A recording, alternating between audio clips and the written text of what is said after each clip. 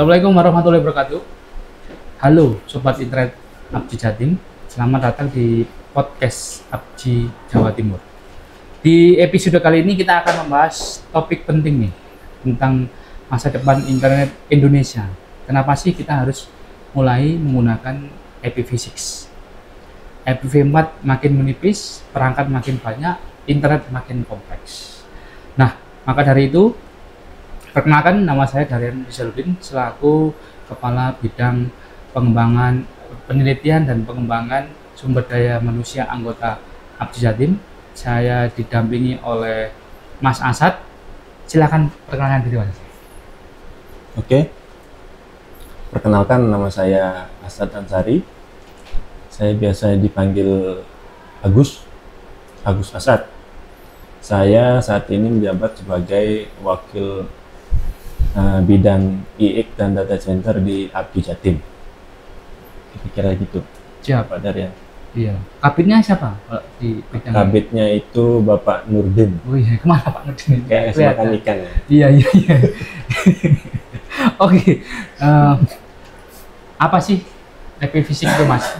Kenapa kok kita butuh beralih ke IPv6? Apakah IPv4 itu sudah nggak cukup untuk memenuhi kebutuhan IP address kita? Seperti itu. Mungkin bisa dijelaskan ke teman-teman anggota Mas. Oke, sesuai namanya ya, IPv6. IP ya, Internet Protocol versi 6 namanya. Kenapa dipakai ataupun kenapa saat ini penting untuk dipakai sama teman-teman di Abji Jatim, karena ketersediaan IP versi 4 ini sudah mau habis. Ya. Nah, dari alokasi pun kalau request IP di mana? Di IDNIC ya, atau di Tol Abji itu pun susah dapatnya. Mungkin sekarang hanya /24. Iya, terakhir tahun ini ya. Yang dibolehkan. Ya, yang dialokasikan untuk ISP baru ataupun siapapun yang request saat ini hanya dikasih sewa satu blok /24. Kira-kira gitu.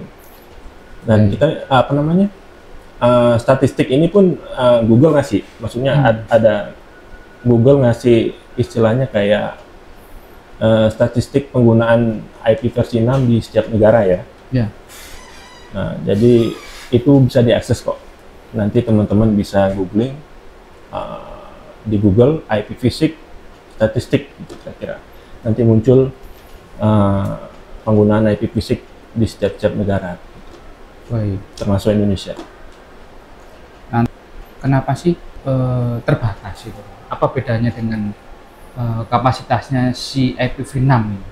Kalau IP versi 4 itu sesuai pengalamatannya itu terdiri dari 32 bit ya. Misalnya kayak 192.168.1 sekian. Nah, itu kan ada 1 2 3 4 ada 4 blok ya. 4 oktet. Ya, 4 oktet itu kan desimal. Betul. Nah, kalau dikonversi ke binary itu kan ada 8 ya. 8 bit, 8 kali 4 bit. Ya, artinya itu sekitar 2/32 host untuk IP versi 4. Jadinya itu masih bisa dihitung lah kira-kira. Dengan sekarang, mungkin kalau dulu ya, mungkin sekitar IP versi 4 lahir kan berapa? Sekitar 80-an ya? Iya, 1980-an waktu itu. Mungkin saat IP versi 4 itu dibikin, kan mereka nggak tahu masa depan saat ini, nggak tahu kan? Ya. Mungkin sekarang ada HP, handphone, terus perangkat semakin banyak, gitu ya, perangkat IoT, server-server kan banyak sekali. Nah, sekarang ini manusianya pun berapa kira-kira? Sekitar kalau data kemarin saya cek itu hampir 5 ya? 4 miliar. Ya, kan sudah hampir mendekati kan? Ya. Mungkin 2/32 ya sekitar segitu. Ya. Jadi mungkin satu orang punya 2 handphone, terus di rumah punya TV, terus Ya. Katanya juga karena semakin menipis IP4 tadi, akhirnya banyak ISP yang pakai solusi darurat, pakai NAT gitu. Apakah NAT itu memang katanya bikin internet lebih lambat? Apakah benar itu? Kalau tergantung ininya ya, yang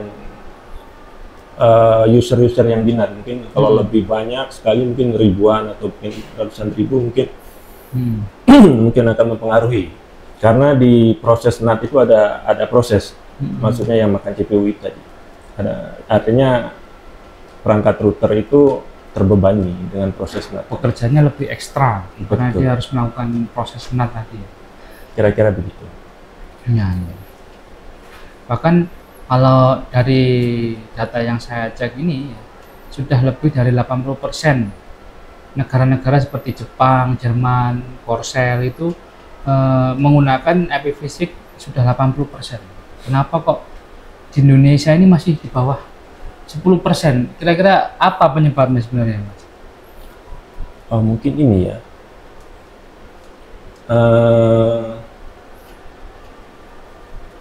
SDM juga. Pertama itu karena kesulitan SDM ya. Iya, bagaimana cara implementasi yang cocok.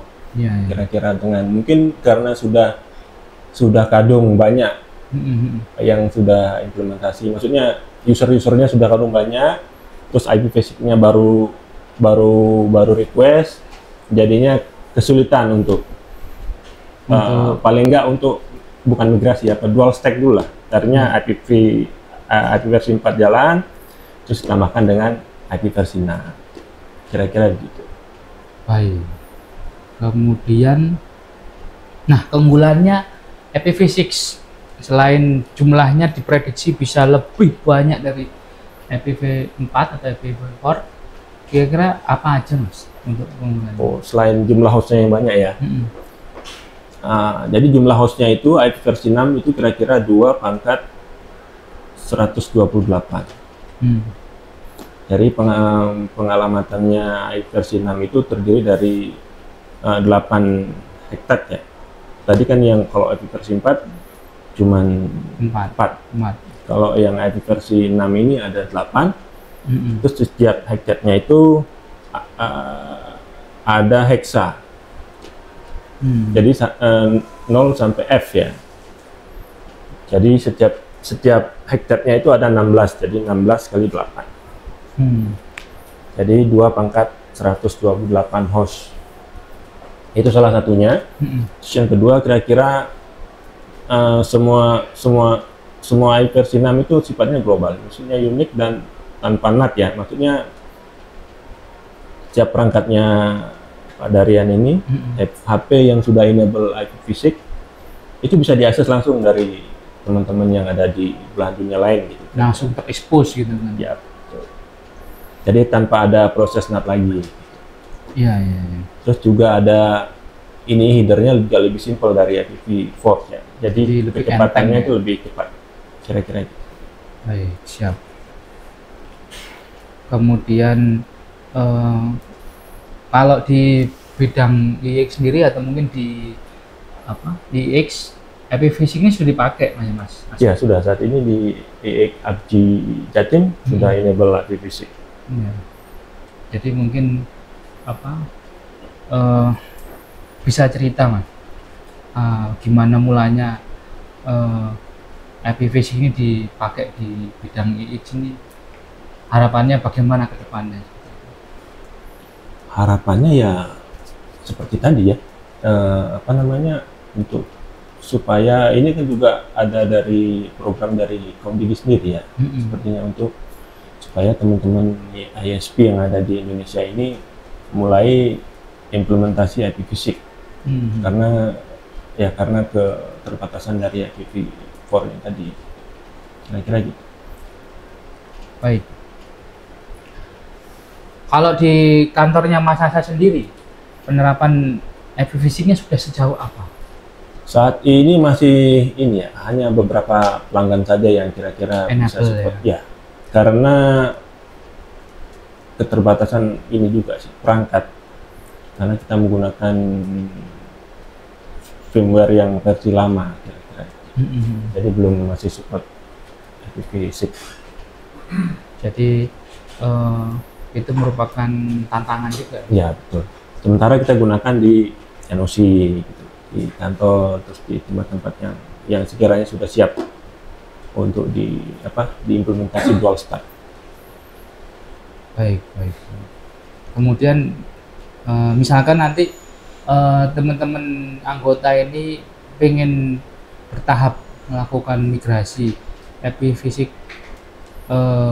kira-kira ada saran nggak teman-teman ini harus mulai dari mana biar kita, karena ya IPv6 ini sudah sering diinformasikan ke teman-teman ISP, tapi kok masih banyak ISP yang belum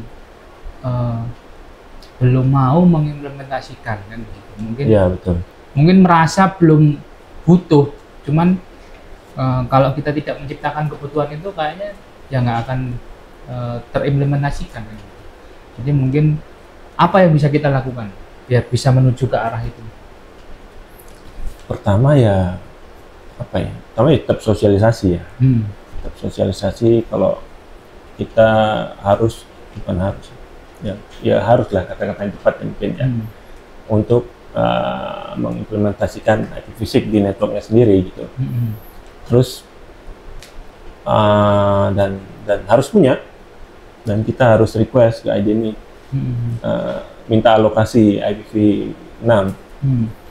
Nah, kalau sudah itu mungkin kalau belum familiar bisa mengikuti pelatihan ataupun dari ABGI sendiri. Ya betul, mengembangkan SDM, ataupun dari ABGI mungkin nanti ada pelatihan tentang IPv6 ya bisa dilakukan. Baik. Dan terus ini ya, hardware, bukan hardware sih sebenarnya sistem operasi yang ada di hardware-nya gitu, misalnya firmware-nya atau sistem operasinya itu harus di-upgrade. Seperti kendala saya tadi ya. Mendukung untuk implementasi ya. Betul. Kayak sekarang misalnya, sekarang kalau versi Android kan sudah support IPv6. Nah, kalau dulu itu Android, tahu saya itu mulai disupport IPv6 itu di versi 4.3 apa ya? Jelly Bean atau KitKat. Seingat saya itu. Nah, jadinya bukan hardware-nya sih, operating system ataupun firmware-nya. Itu harus di-upgrade ataupun di-update. Dan juga tadi teman-teman engineer-nya ini harus bisa implementasi dengan pelatihan ataupun sharing-sharing. Jadi setelah pelatihan harus dicoba implementasi di tempatnya masing-masing. Nah, dari bidang Litbang pun juga kita sudah mencoba untuk riset. Kemarin ada anggota yang bertanya, kalau di jaringan FTTH kita bagaimana ya kalau kita pengen dua stack gitu. Karena memang kalau pengalaman pribadi saya, beberapa ISP broadband ini ya kan, yang untuk rumah-rumahan ini masih jarang.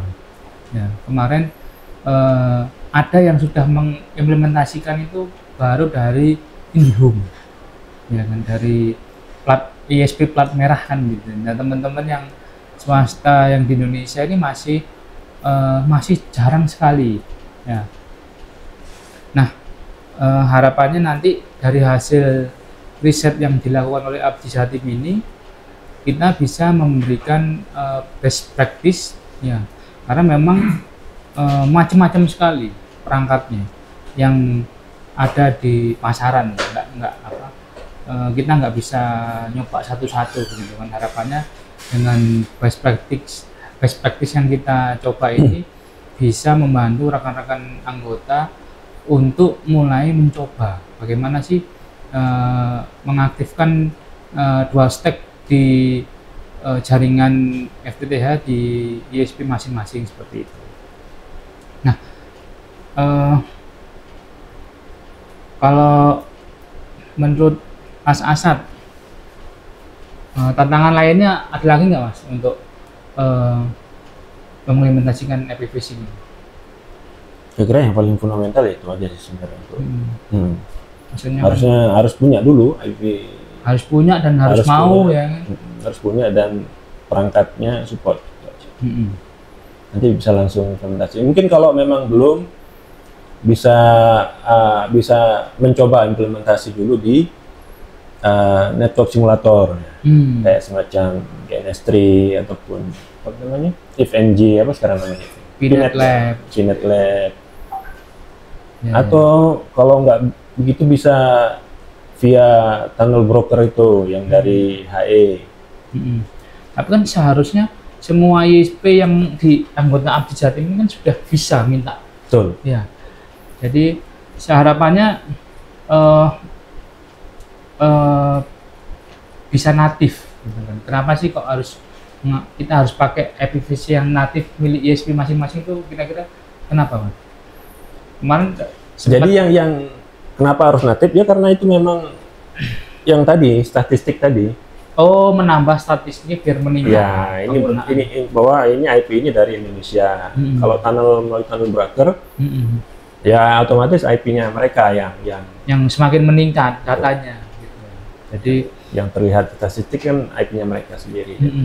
Jadi mungkin teman-teman ISP juga mulai memberikan info mungkin ya ke pelanggan-pelanggan mereka bahwa kita sudah enable atau available IPv6. Ya, misalkan betul. Ada klien-klien yang pengen mencoba kan gitu ya, karena mungkin nggak mungkin cari end user langsung kan gitu, paling enggak ISP-nya juga memberikan informasi gitu kan, pengumuman mungkin ke customer-nya bahwa mereka sudah enable IPv6-nya. Jadi ketika IPv6 mereka dites itu kan statistiknya kan semakin meningkat penggunaan IPv6 di Indonesia. Begitu ya Mas Agus ya? Iya, betul. Ya. Jadi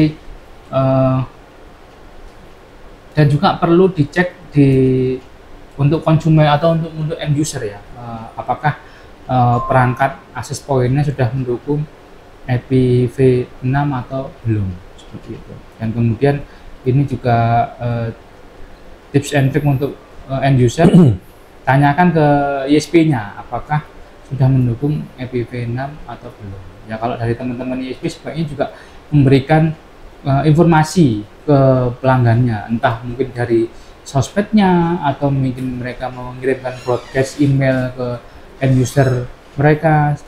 Jadi jangan ditunggu nanti ya, karena makin ditunda makin rumit. Betul Mas Agus? Apa begitu? Jadi kan itu pun bisa di sharing sebenarnya, kayak mungkin dari kalau teman-teman itu dari instansi pendidikan, kampus ya, mungkin sekolah-sekolah, terus berlangganan dengan ISP yang sudah enable IPv6. Sebenarnya tim IT-nya itu, tim IT sekolah ataupun apalah namanya, corporate atau bisa request mungkin bloknya agak lebih besar untuk implementasi jaringannya.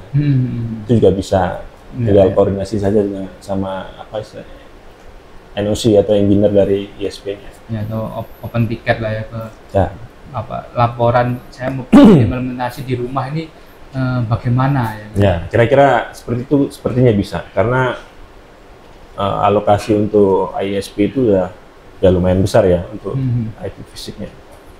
Baik. Nah, ini karena waktunya sudah mepet ini, ada pesan-pesan buat teman-teman anggota untuk biar semangat menerapkan. Kadang-kadang karena saya melihatnya begini, aku masih aman ini pakai IPv4, cuman di satu sisi sampai kapan nih? Ya kan? Nah ini gimana ini menyemangati rekan-rekan ISP yang lain ini bagaimana kayaknya? Untuk kalau menyemangati sih ini ya, apa namanya, kita bikin kayak komunitas ya, jadi tim kayak mungkin kayak di kelompok Linux apa kelas ya. Tentang sharing-sharing tentang Linux gitu ya. Mungkin kalau yang ini kayak di Abdi mungkin rutin apa istilahnya, sharing gitu. Friday sharing terkait tapi fisik ya betul. Ya, ataupun sharing-sharing apapun gitu. Mungkin teman-teman punya cara implementasi yang cocok, nanti bisa sharing sana. Terus selama ini migrasi ataupun implementasi dual stack itu kayak gimana? Ya. Kayaknya itu sebenarnya. Kayaknya itu menarik dibahas di podcast berikutnya. Sebenarnya kalau NAT itu kan sebenarnya bukan solusi ya. Tapi sebenarnya bisa dilakukan memang, tapi solusi sebenarnya ya IPv6 tadi. Karena sampai kapan kan akan mungkin teman-teman pasti ada yang bertanya ya, kayak teman-teman di RT RW, apa itu? teman-teman yang di mitra-mitra net itu yang pelanggannya sudah banyak, dia sering nanya untuk satu IP public ini bisa handle, bisa di sharing berapa user gitu kan? Bisa handle berapa user IP private sih? Sebenarnya ya itu kan keterbatasan port dengan hardware-nya juga kan. Jadi kalau banyak pun jadi prosesor perangkatnya terbebani, terus portnya kan hanya ada 65.000 sekian kan, port yang CP itu ya. Sementara kan sudah dipakai sama well known port itu kayak port 80, port 43 itu kan. Nah jadi sisanya itu yang dipakai untuk translasi, kira-kira begitu. Kalau portnya habis ya sudah selesai. Kira-kira bukan selesai, ada antrian nanti.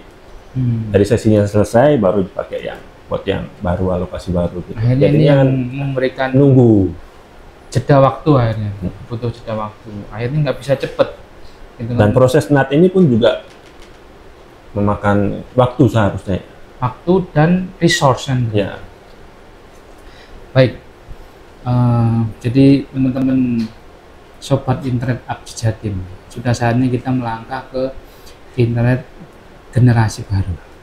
IPv6 bukan cuma solusi, dia adalah fondasi masa depan digital kita.